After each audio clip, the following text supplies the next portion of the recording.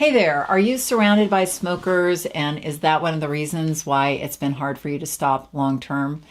Well, today I have a few tips for you to really help you overcome that hurdle of having loved ones or friends who smoke when you want to stop smoking. So I've got a few smoke-free tips. This is Rita from Smoke Free 123. I'm a clinical hypnotherapist, a former pack and a half a day smoker, and I'm a smoking cessation specialist who has helped over 10,000 people stop smoking. And I hear a lot of stories, and I know that for a lot of people, the friends smoking or their relatives smoking or their family, if they live with their family, if you have a loved one, a spouse, or somebody in the household who smokes, that can be a big challenge when it comes to stopping smoking.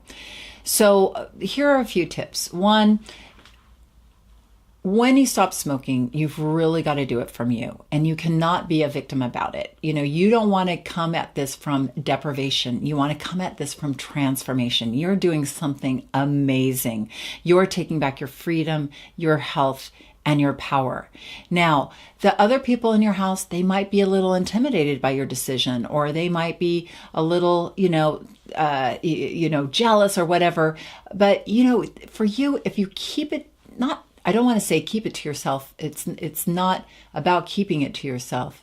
But when you make that decision simply from within you, and it is complete and it is decided with 100% of yourself, when you truly make that decision, you can be a leader for the people around you. You can be an inspiration, and you don't have to open your mouth and say a word about it. And in fact, it's probably better that you don't, because if you've ever had somebody who said you should stop smoking, that probably made you want to smoke more, right? So the first thing is don't threaten the people around you who are still smoking. You become that non-smoker for yourself. You be happy in being a non-smoker yourself, and they'll look at you and be like, I want what she's got, or I want what he's got, right?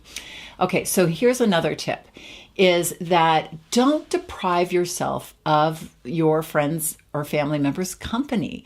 I think a lot of times people will smoke outside. Whether you're at a bar or even at your own home, people step outside often to smoke nowadays. People don't smoke indoors. Well, and if they do, then you don't have to worry about this. But I think a lot of times people will stay inside.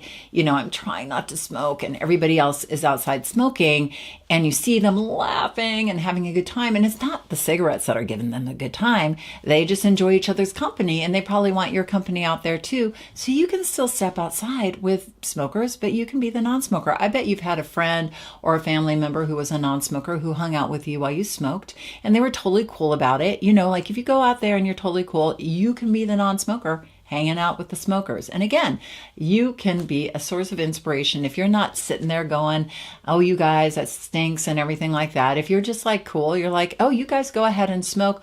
I'm totally cool. I'm just doing my own thing. I just want your company. Because the second you light a cigarette, you're not even aware of the cigarette anymore anyway. You're just talking. So the second they light their cigarettes, they're not even, sizing you up like, oh, she's, better than me because she's, she has got an attitude about me or something. If you let them know it's cool, they'll be cool too. So another tip there for you.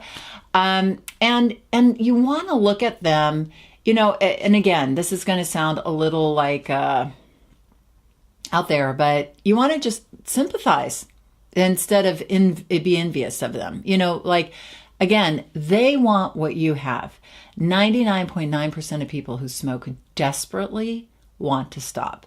And even the people who say, I love smoking and I'm never going to stop, really, for the most part, there's a part of them that wants to stop too. And they might not ever stop, and that is totally cool. It's your journey. It's your transformation. You stick with that. But you can look at them like most of the time when you really look at people smoking, you can see that it's not really the cigarette that they're enjoying. They're just enjoying other people's company. Often when we see other people smoking, they're, waving the smoke away. They're kind of a little self-conscious about it.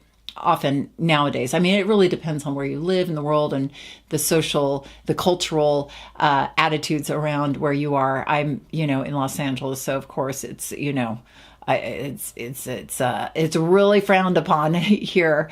But where you might live, it might be more socially condoned, and a lot more people may smoke. And But at the same time, still nowadays, a lot of times people, if you really look at somebody smoking, most of the time they aren't looking like they're super loving that cigarette. It's that they're either bored or a little ashamed. So you can just look at them with a little bit of sympathy. Now, if they look glamorous or cool to you for any reason, so if for any reason somebody looks glamorous or cool, look at that cigarette and imagine that person having to smoke that next cigarette and the next cigarette and the next cigarette. Like imagine that one cigarette is connected to like the cigarette that they have to go home and maybe they're out of cigarettes, so they have to smoke a half butt out of their ashtray, and then they have to wake up the next morning and smoke another half butt, and then they have to go and drive to work and it's raining, the rain's getting in their car and the flyaway ash is getting on their clothes. So even the glamorous looking people like that you see on the TV or that you see in the movies, you know, imagine Humphrey Bogart smoking a half butt in the morning, waking up and having to